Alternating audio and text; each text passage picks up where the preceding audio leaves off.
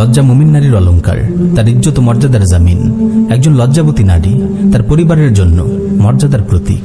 নেককার নারী মাত্রই লজ্জাবতী হয়ে থাকে। একজন পবিত্র মুমিন নারী তার পরিবার ও সমাজের জন্য বরকত ও কল্যাণের কারণ। ইসলামী সংস্কৃতি ও সভ্যতায় নারী হল পরিবার রাজ্যের রানী। এক একজন মুসলিম নারী এক একটি পরিবারের আলোর প্রদীপ, তার প্রিয়তম স্বামীর স্বপ্নের রাজকুমারী। পরিবারের রাজ্যপাট গোছানোর দায়িত্ব তার। ইসলাম কখনো নারীকে মঞ্চের বেহায়া নর্তকী কিংবা জনসমাবেশে পুরুষের মনোরঞ্জনকারী অথবা পণ্যের মোড়কে সস্তা বিজ্ঞাপন রূপে দেখে না। নারীকে লাঞ্ছিত ও অপদস্থ জীবনের পথ দেখিয়েছে পাশ্চাত্য জাহান্নামী সংস্কৃতি।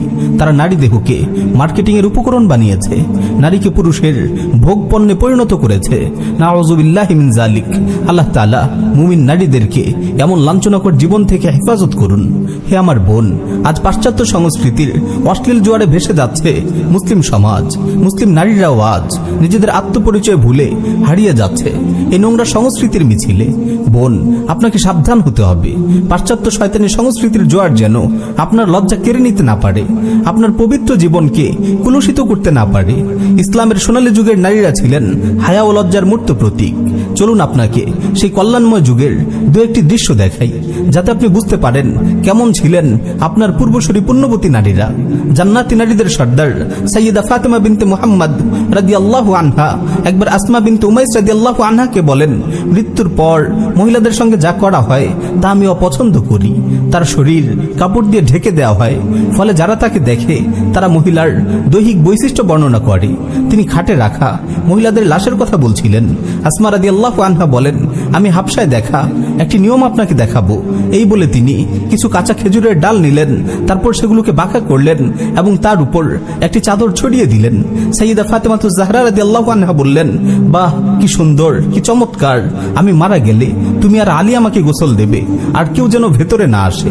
প্রিয় বোন, একটু ভেবে দেখুন কেমন হায়া ছিল জান্নাতের নারীদের সর্দার ফাতেমাতুজ জাহরার। মৃত্যুর পর তার চেহারা তো দূরের কথা, শরীরের দৈর্ঘ্য প্রস্থের ইঙ্গিত কেউ পাক তাও তিনি সহ্য করতে পারেননি। আপনাকে আরো একটি গল্প শোনাই।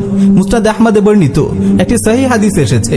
উম্মুল মুমিনিন সাইয়্যিদা আয়েশা সিদ্দিকা রাদিয়াল্লাহু আনহা বলেন, আমার ঘরে যখন কেবল রাসূল সাল্লাল্লাহু আলাইহি ওয়াসাল্লাম ও আমার পিতা আবু বকরের লাশ দাফন করা হয়েছিল, তখন আমি অনেকটা অবিন্যস্ত বসনে ঘরে প্রবেশ করতাম।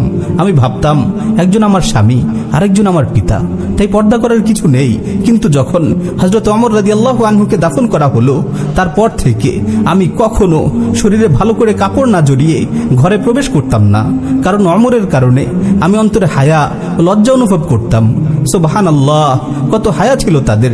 প্রিয় বোন, আপনার চিন্তাও এমন পবিত্র হোক, জীবনে মরণে লজ্জা হোক আপনার অলঙ্কার, পবিত্রতার সংযম হোক আপনার পরিচয়।